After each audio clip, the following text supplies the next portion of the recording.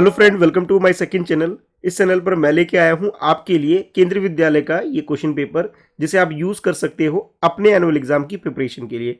ये class 5th का हिंदी का क्वेश्चन पेपर है, जिसे आप यूज कर सकते हैं प्रैक्टिस के लिए। देखिए, ये जो क्वेश्चन पेपर है किसी और केंद्रीय विद्यालय का है, इसलिए आप इसे एज ए रेफरेंस भी यूज कर सकते हैं। जैसे ही आपको क्वेश्चन पेपर आपके एग्जामिनेशन हॉल में मिलता है, तो सबसे पहले आपको अपना नाम लिखना होता है, अपना रोल नंबर लिखना होता है। इसके अलावा आपका जो सेक्शन है, क्लास है, वो लिखना होता है। इसके अलावा जो डेट वगैरह है, ये सारी इन्फॉर्मेशन आप फिल कर देंगे। इतना फिल करने के बाद आपका ये जो क्वेश्चन पेपर है, इसमें सबसे पहली जो कॉम्पिटेंसी आपकी होती है पठन की कॉम्पिटेंसी, जिसके अंदर आपको गद्यांश दिया जाता है और आपको निर्देश दिया जाता है कि नीचे दिए गए अपठित गद्यांश को पढ़कर प्रश्नों के उत्तर दीजिए। तो सबसे पहले हम लोग क्या करेंगे, ये जो गद्यांश इसे पढ़ेंगे और इसके आधार पे जो प्रश्न पूछे जा रहे हैं इनके उत्तर भी देंगे। चलिए आइए पढ़ते हैं। आज के विज्ञान युग में प्रदूषण की समस्या एक बड़ी चुनौती बनकर खड़ी है। उद्योग के विस्तार के साथ साथ प्रदूषण भी और अधिक बढ़ा है। प्रकृति में जब तक संतुलन बना हुआ था, तब तक जल और पानी दोनों ही शुद्ध थे। उपयोगितावाद के हाथों प्राकृतिक संसाधनों का अंधाधुंध दोहन हुआ है। परिणाम स्वरूप वातावरण में निरंतर प्रदूषण बढ़ा ही है। आज स्थिति यह हो गई है कि न केवल हवा बल्कि जल स्रोतों भी दूषित हो गई है। इतना ही नहीं, अब तो ध्वनि प्रदूषण के भी दुष्परिणाम सामने आने लगे हैं। यदि हम अब भी नहीं संभले तो इसके विनाशकारी परिणाम शीघ्र सामने आएंगे। संसार में जो कुछ भी है वह मनुष्य से जुड़ा हुआ है। मानव का भला तो अच्छा करने और बनाने में ही है। यह सोचकर हमें जंगलों की रक्षा, नए पेड़ उगाने हैं। देखिए, अब जंगलों की रक्षा करना है तो हमें नए पेड़ उगाने होंगे। यानी कि इस पूरे गद्यांश में अगर बात करें तो प्रदूषण के बारे में बताई गई है कि प्रदूषण की समस्या एक सबसे बड़ी चुनौती बनके हमारे सामने आ गई है। और प्रदूषण बढ़ा कैसे, तो इसके बारे में बताया जा रहा है कि जब हम उद्योग यानी कि इंडस्ट्री वगैरह लगाए रहे हैं, तो इसमें क्या हो रहा है कि जल और वायु दोनों ही प्रदूषित होती जा रही है। और इसके साथ साथ आज के समय में ध्वनि प्रदूषण भी एक समस्या हमारे सामने आ रही है। तो इन सब के समाधान के लिए बोला जा रहा है कि हम पेड़ वगैरह लगाएंगे तो इन सब समस्याओं से थोड़ा सा समाधान कर पाएंगे, इनसे दूर हो पाएंगे। इसी के आधार पे आपके लिए प्रश्न है। जैसे ये पहला प्रश्न है, इसमें आपसे पूछा जा रहा है, आज के विज्ञान युग में कौन सी समस्या एक बड़ी चुनौती बनकर खड़ी है। तो आप लोग जानते हो आज के समय में प्रदूषण जो है सबसे बड़ी समस्या बनकर हमारे सामने ये एक समस्या बनकर खड़ी है। तो आप प्रदूषण अपने उत्तर में लिख सकते हो। वाक्य बना के लिखेंगे तो ज़्यादा बेहतर रहेगा। आप लिख सकते हो, आज के विज्ञान युग में प्रदूषण समस्या एक बड़ी चुनौती बनकर खड़ी है। यानी कि कौन सी की जगह आप क्या कर सकते हो, प्रदूषण लिख करके वाक्य बना सकते हो। दूसरे प्रश्न में आपको पूछा जा रहा है कि गद्यांश में किस प्रदूषण की बात की गई है। देखिए, इसमें सबसे पहले तो बात की गई है कि इसमें जल प्रदूषण, ठीक है। इसके अलावा जल प्रदूषण के इधर वायु प्रदूषण, ठीक है, जल प्रदूषण, वायु प्रदूषण, और इसके साथ साथ यहाँ पे ध्वनि प्रदूषण, यानी सभी के बारे में एक एक करके बात की गई है। आप तीनों के बारे में यहाँ पे लिख सकते हैं। तीसरा प्रश्न है जिसमें आपसे पूछा जा रहा है कि प्रकृति में जब तक संतुलन बना हुआ था, तब तक पूछा जा रहा है क्या क्या शुद्ध थे। जब तक संतुलन बना हुआ था तो जल और वायु दोनों ही शुद्ध थे, लेकिन आज के समय में ये दोनों ही क्या हो गए, दूषित हो गए हैं। तो आप अपने उत्तर में जल और वायु लिख सकते हैं। जब तक संतुलन था तो जल और वायु दोनों शुद्ध थे, लेकिन आज के समय में ऐसा नहीं है। चौथे प्रश्न में आपसे पूछा जा रहा है कि वातावरण में निरंतर प्रदूषण क्यों बढ़ा है। देखिए, जैसे आपने ये गद्यांश पढ़ा है, इसके आधार पर अगर आप लिखेंगे तो उद्योगों के विस्तार के कारण, यानी इंडस्ट्री जो है, जब हम इसको फैक्ट्री इंडस्ट्री ज़्यादा लगाएंगे, इनको इंक्रीज करेंगे, बढ़ाएंगे, तो प्रदूषण भी बढ़ता जाएगा। तो आप कह सकते हो उद्योगों के विस्तार के कारण आज के समय में प्रदूषण बढ़ता जा रहा है। तो ये आप अपने उत्तर में लिख सकते हैं। इसके अलावा पांचवा प्रश्न है जिसमें आपको बोला जा रहा है, इस अनुच्छेद यानी गद्यांश के अनुसार मानव का भला हम कैसे करेंगे। देखिए, मानव का अगर भला करना है तो सबसे पहले हमें क्या करना होगा, प्रकृति का भला करना होगा। अब प्रकृति का भला करना है तो हमें क्या करना होगा, पेड़ पौधे हमें लगाने होंगे, ठीक है। तो जैसा आपने इस गद्यांश में पढ़ा है, उसके आधार पे कह सकते हो कि पेड़ पौधे लगाकर हम मानव का भला कर सकते हैं। और मानव का भला कब होगा, जब प्रकृति का भला होगा। और प्रकृति का भला कब होगा, जब हम पेड़ पौधे लगाएंगे। तो इन सब बातों को अगर आप अपने उत्तर में लिखेंगे तो आपको पूरे अंक मिल जाएंगे। देखिए, आपके प्रैक्टिस के लिए ना एक और प्रश्न है जिसके अंदर एक बार और अनुच्छेद आपको यहाँ पे मैं दे रहा हूँ ताकि आप अच्छे से प्रैक्टिस कर सके। तो देखिए इन्हें भी पढ़ते हैं और इसके आधार पे जो प्रश्न है उसका उत्तर भी करते हैं। चलिए आइए पढ़ते हैं। ये दूसरा प्रश्न है, यानी कि इस फर्स्ट कैटेगरी में तो आप इसे डाल सकते हो जिसके अंदर ये 5 प्रश्न थे। ये दूसरी कैटेगरी है जिसके अंदर भी प्रश्न होने वाले हैं। पहले गद्यांश को पढ़ेंगे। जैसे इसमें निर्देश दिया गया है कि निम्नलिखित अनुच्छेद को पढ़कर पूछे गए प्रश्नों के उत्तर लिखो। तो अनुच्छेद यानी कि गद्यांश, ठीक है, इसे पढ़ते हैं। सलीम की आंखें खुली तो आपा नाश्ते की मेज सजाए उन दोनों के उठने का इंतजार कर रही थी। अम्मी खानसामा को हुक्म दे रही थी कि हर खाने के साथ एक मीठी चीज जरूर पकाया करो। अंदर आरिफ के गाने के साथ भाईजान मेज का तबला बजा रहे थे और अब्बा सलीम से कह रहे थे स्कूल जाते वक्त एक चवन्नी जेब में डाल लिया करो, क्या हर्ज है। देखिए आप लोगों को याद होगा कि हम लोगों ने एक किताब में, आपकी हिंदी की किताब में एक पाठ आपने पढ़ा था, ठीक है, जिसमें एक दिन की बादशाहत नाम का जो पाठ था वहां से ये गद्यांश लिया गया है। देखिए आपके इस प्रश्न पत्र में 2 तरह के गद्यांश आ सकते हैं। एक तो आपके पढ़े हुए यानी कि पठित गद्यांश, जैसे कि आपने एक दिन की बादशाहत जो कहानी पढ़ी थी उसके आधार पर ये आपको ये देखने को मिल रही है कि एक दिन की जो बादशाहत है उसके बारे में आप यहाँ पे गद्यांश देखने को मिल रहा है। और इसके अलावा जो अपठित गद्यांश है जो अभी आपने थोड़ी देर पहले पढ़ा उसके आधार पे आपने प्रश्नोत्तर भी करे। एक पढ़ा हुआ यानी कि पठित गद्यांश से भी हम लोग कर लेते हैं, ठीक है। तो सबसे पहले आप इस पूरे गद्यांश को अच्छे से पढ़ लेंगे। अब इसके आधार पे जो प्रश्न होंगे, देखिए जैसे ये प्रश्न है, का प्रश्न में आपसे पूछा जा रहा है कि जब सलीम उठा तो आपा क्या कर रही थी।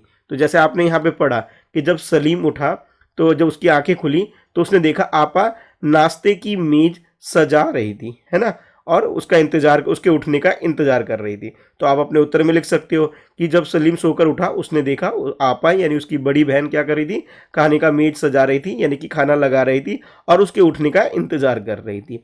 तो ये आप अपने उत्तर में लिख सकते हो।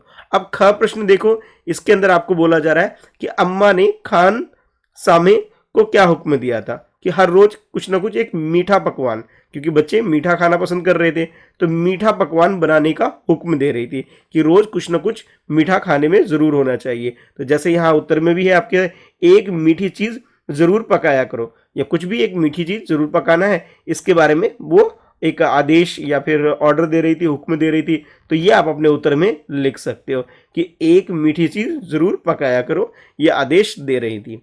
अच्छा, उसके अलावा अगला प्रश्न यानी कि ग प्रश्न में आपको बोला जा रहा है कि भाईजान क्या कर रहे थे। देखिए इसके अंदर आपने जैसे पढ़ा है यहाँ पे कि भाईजान क्या कर रहे थे, जो उसका एक भाई था आरिफ, आरिफ तो भाई गाना गा रहा था और उसका जो भाईजान था यानी कि उसका एक और भाई जो था वो तबला बजा रहा था। तो आप लिख सकते हैं अपने उत्तर में, जब आरिफ गाना गा रहा था यानी कि गाना गाने लग रहा था उस समय भाईजान क्या कर रहा था, तबला बजा रहा था, ठीक है। तो ये आप अपने उत्तर में लिख सकते हैं कि भाईजान तबला बजा रहे थे, ठीक है। तो आप ये भी अपने उत्तर में लिख करके यहाँ पे नंबर ले सकते हैं। इसके अलावा अगला प्रश्न देखो, जैसे घ प्रश्न है, इसमें पूछा जा रहा है कि अब्बा ने सलीम को स्कूल जाते वक्त कितने पैसे लेने को कहा। तो जैसे आपने यहाँ पे पढ़ा था कि चवन्नी, चवन्नी का मतलब होता है 25 पैसे, चवन्नी जेब में डाल लिया करो ऐसा बोला था। तो चवन्नी का मतलब क्या है, 25 पैसे। तो या तो आप चवन्नी लिख लीजिए या फिर आप क्या लिख सकते हैं, 25 पैसे अपने उत्तर में लिख सकते हैं। अच्छा, इसके अलावा जो आखिरी प्रश्न है इसमें आपको बोला जा रहा है कि उपयुक्त गद्यांश किस पाठ से लिया गया है, पाठ का नाम लिखिए। तो आप लोगों ने कहानी अच्छे से पढ़ी अपनी किताब के अंदर कि एक दिन की बादशाहत, तो आप अपने उत्तर में लिख सकते हैं एक दिन की बादशाहत, ठीक है। तो पाठ का नाम लिख देंगे आप तो आपको पूरे अंक मिल जाएंगे, ठीक है। तो दोनों गद्यांश की अच्छे से प्रैक्टिस आप जरूर करिएगा।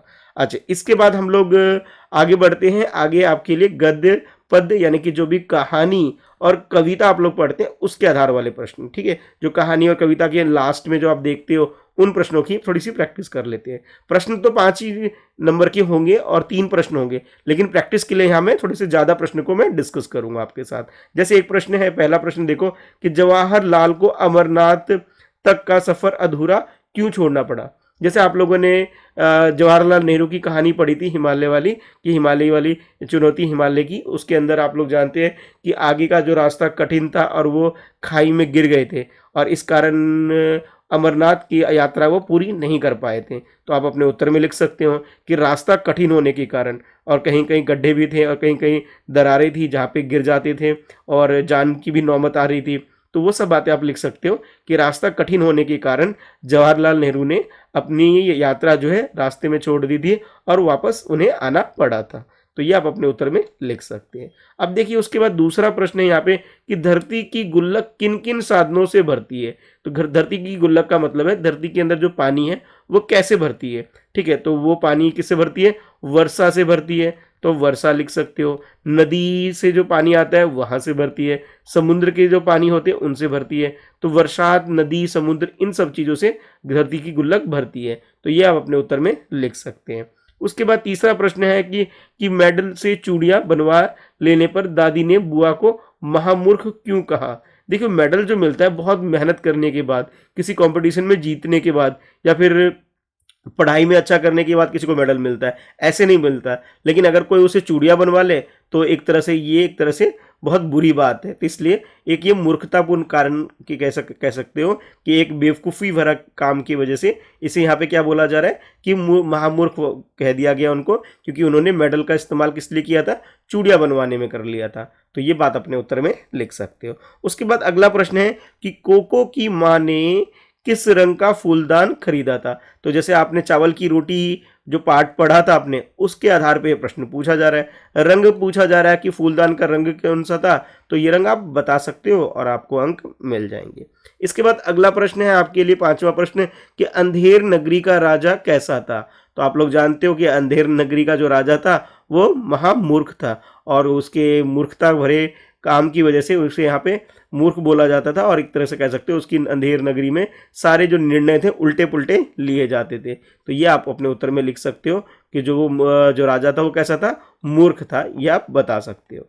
अच्छा, स्वामी की दादी से भी एक प्रश्न है आपके लिए जिसमें पूछा जा रहा है कि स्वामीनाथन किसके साथ रहता था। तो आप लोग जानते हो कि स्वामी जो था यानी स्वामीनाथन किसके साथ रहता था, अपनी दादी जी के साथ रहता था।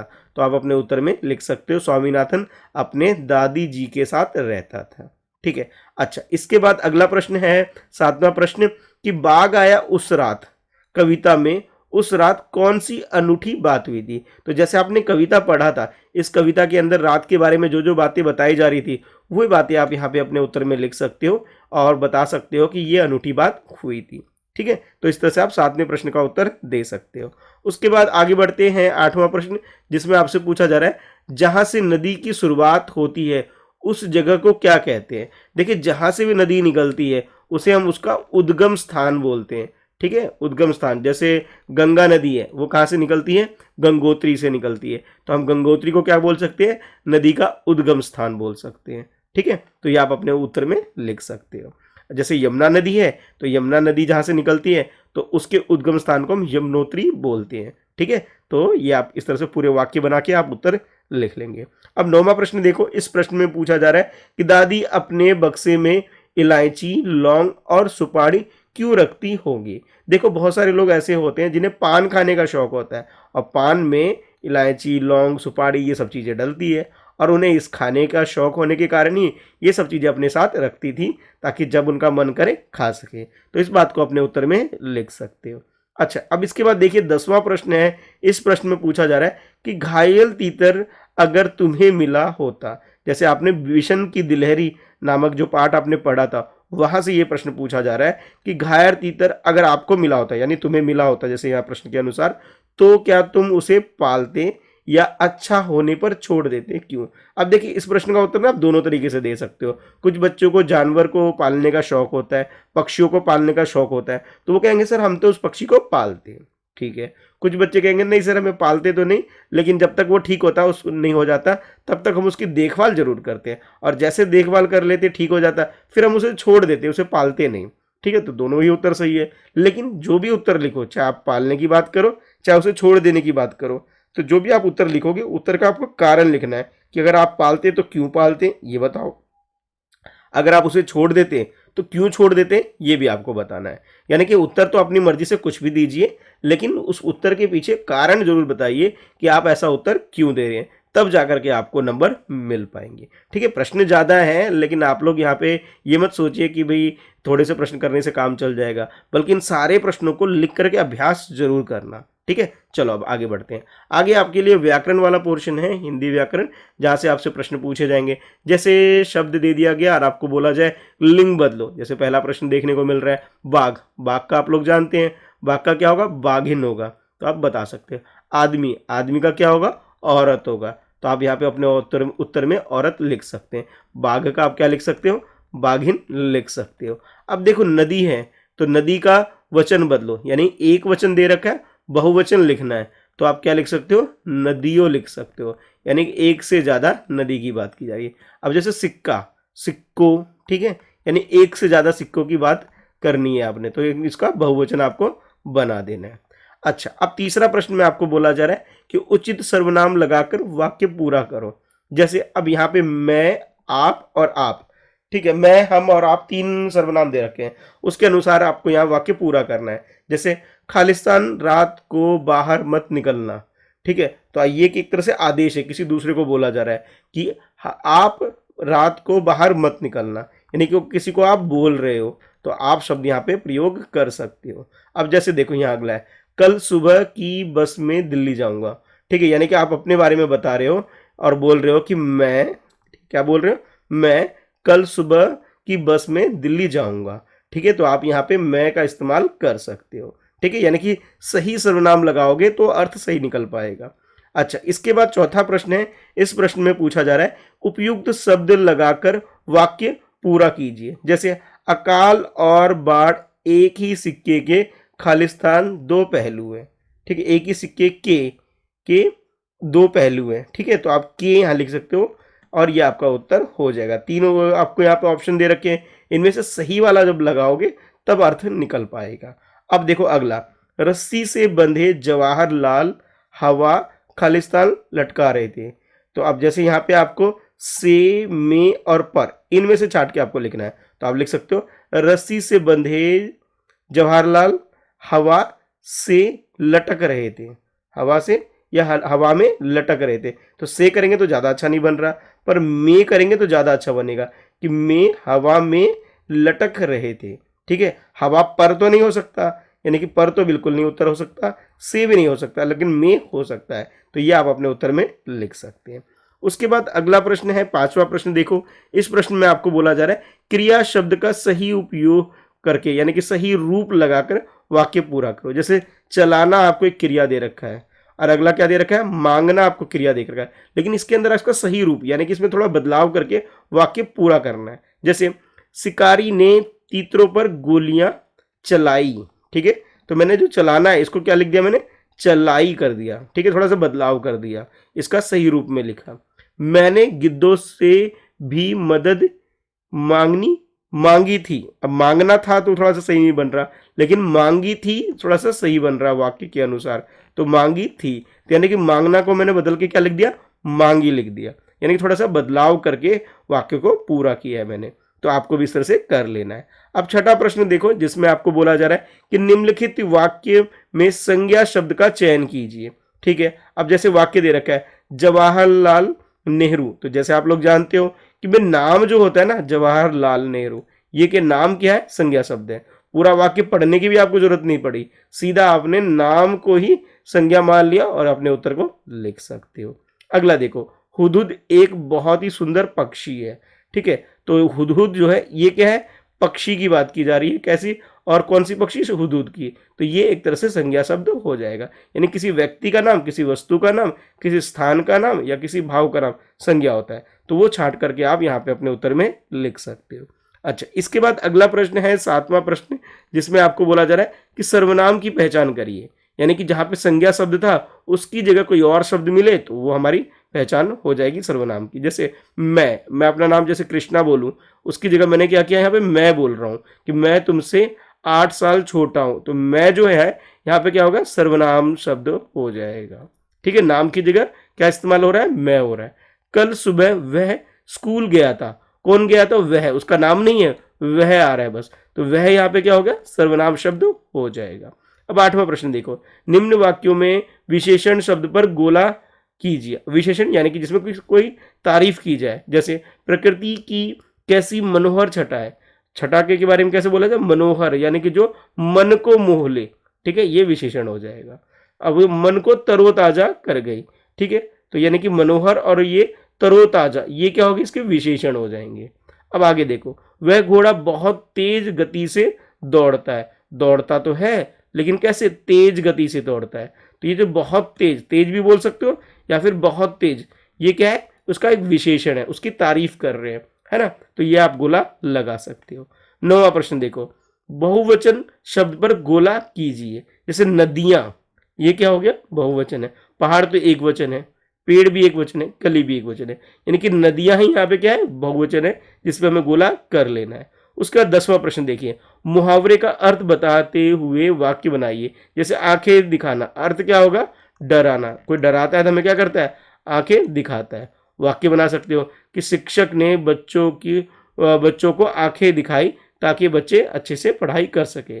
ये वाक्य बना सकते हो। बच्चे पढ़ाई ठीक से नहीं कर रहे थे, इसलिए शिक्षक ने या फिर माता पिता ने आंखें दिखाई। माँ बाप भी आंखें दिखाकर बच्चे से काम करवाते हैं कि अगर पढ़ाई नहीं करोगे तो पापा क्या करते हैं? डरा के उनको बोलते हैं पढ़ो, नहीं तो आगे से तुम्हें ये करना पड़ेगा, वो करना पड़ेगा, इससे अच्छा है तुम पढ़ाई कर लो, है ना। तो ये वाक्य आप बना सकते हो। इसके बाद आगे है आपके लिए रचनात्मक लेखन, जिसके अंदर आपको कोई भी विषय दे दिया गया है। जैसे एक विषय है जल का हमारे जीवन में महत्व, और इसके ऊपर आपको 5 वाक्य लिखना है कि पानी पीने के योग्य होता है, पानी से खाना वाना बनाते हैं हम लोग, खाने पीने में इस्तेमाल होता है, पानी से हम लोग सफाई करते हैं, कपड़ों की सफाई, बर्तन की सफाई, घर की सफाई, पानी जीवन के लिए बहुत अनिवार्य है। तो इस तरह से आप 5 वाक्य बना सकते हो जल के बारे में। या फिर आप ये कर सकते हो, जैसे दूसरा आपको दे रखा है कि सीढ़ी नुमा खेती, जैसे एक खेत यहाँ है, थोड़ा एक ऊपर खेत है, फिर एक और ऊपर है, इस तरह के जो खेत होते हैं उसे सीढ़ी नुमा खेती बोलते हैं। तो इसके बारे में आप कुछ वाक्य यानी 5 वाक्य लिख सकते हैं। देखिए घर पे बैठ के तो आप दोनों ही तरह के जो प्रश्न है इनका अभ्यास करिए, दोनों के उत्तर लिख के ज़रूर देखिए, ताकि एग्जाम में कुछ भी आ जाए तो आप अपना उत्तर ठीक से लिख पाएँ। तो दोनों की प्रैक्टिस आपको करनी है। एग्जाम में एक ही करना होगा, लेकिन घर पर बैठ के आपको दोनों का अभ्यास कर लेना है। अच्छा, इसके बाद आखिर में आपके लिए है ये वर्तनी वाला पोर्शन, जिसके अंदर 5 प्रश्न है। जैसे एक है कि सही शब्द पर गोला बनाओ। जैसे अब कारीगर 2 तरीके से लिखा हुआ है, सही से जोन सा लग रहा है उस पर आप गोला बना देंगे, पर्यावरण जो आपको सही लग रहा है उस पर आप गोला बना देंगे। अब अनुस्वार यानी बिंदी लगाना है, जैसे इंसान यहाँ बिंदी लग जाएगी, मंत्री यहाँ बिंदी लग जाएगी, इनको दोबारा से आप लिख देंगे बिंदी लगा करके। अब देखो यहाँ पे चुनौती, चुनौती में बड़े ओ की मात्रा होती है, तो जो एक गलत थी उसको सही कर लेना। बक्सा, ठीक है, यानी कि बक्सा में गलती क्या है? आधा का आना चाहिए था, बक्सा पूरा का लिखा हुआ है जो कि गलत है, इसे सही करके आपको लिख देना है। अब आगे बोला जा रहा है खाली स्थान को भरो। जैसे की या को, देखें उसने दादी की या दादी को, जैसे आप सही करें उसके हिसाब से लिखोगे। उसने दादी की राजम और मनी खालिस्तान अपने दुश्मनी और फिर दोस्ती की कहानी कह सुनाई। उसने दादी को, यानी कि जो स्वामीनाथन था, उसने दादी को यानी कि अपनी दादी को राजम और मनी की, यानी कि इन दोनों की पहले दुश्मनी की कहानी और फिर दोस्ती की कहानी सुनाई। तो को तो पहले लिख दिया मैंने ताकि वाक्य सही अर्थ निकल सके। और किसकी? राजम और मनी की कहानी सुनाई थी। कौन सी वाली? दुश्मनी वाली और दोस्ती वाली, दोनों तरह की कहानी। तो इस तरह से आप वाक्य को पूरा कर सकते हैं। अब जैसे आगे बोला जा रहा है निम्नलिखित वर्णों का सही क्रम बदलकर शब्द बनाओ, ये काम मैं आपके लिए छोड़ता हूं।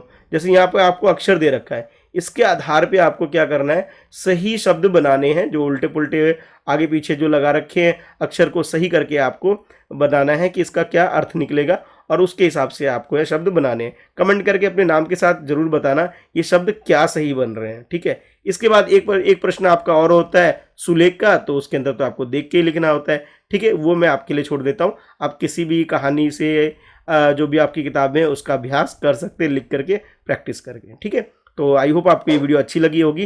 वीडियो को लाइक ज़रूर कर दीजिए और मेरे इस चैनल को, जो कि मेरे नाम से है मिस्टर कृष्णा शाह, इसे सब्सक्राइब कर लीजिए और बेल आइकन प्रेस करिए, ताकि जब भी मैं वीडियो अपलोड करूं तो इसकी नोटिफिकेशन आपको मिल सके। इसके अलावा जो मेरा मेन चैनल है friends@preparation, इस चैनल को भी सब्सक्राइब कर लीजिए और बेल आइकन प्रेस करिए, ताकि जब भी वीडियो अपलोड करूँ तो इसकी नोटिफिकेशन आपको मिल सके। एक बार डिस्क्रिप्शन जरूर चेक करना, जहाँ मैंने आपके लिए हर एक सब्जेक्ट की वीडियोज़ पहले ही से बना के अपलोड कर रखा है, ताकि आप एग्जाम में अच्छे मार्क्स स्कोर कर सकें। उन वीडियोस को भी आप जरूर देखना, ठीक है। कोई डाउट है, कुछ पूछना चाहते हो तो आप लोग मुझे इंस्टाग्राम पे फॉलो कर सकते हो। मेरी आईडी है @Mr. कृष्णा शाह, जहाँ मैसेज करके आप अपने डाउट्स वगैरह डायरेक्टली मुझसे पूछ सकते हो, ठीक है। तो आज के इस वीडियो में इतना ही है। ये जो काम दिया है आपको ना, कमेंट करके ज़रूर बताना कि यार शब्द क्या बन रहे हैं, ठीक है। मैं आपके आंसर का वेट करूंगा। चलो, thanks for watching, bye bye.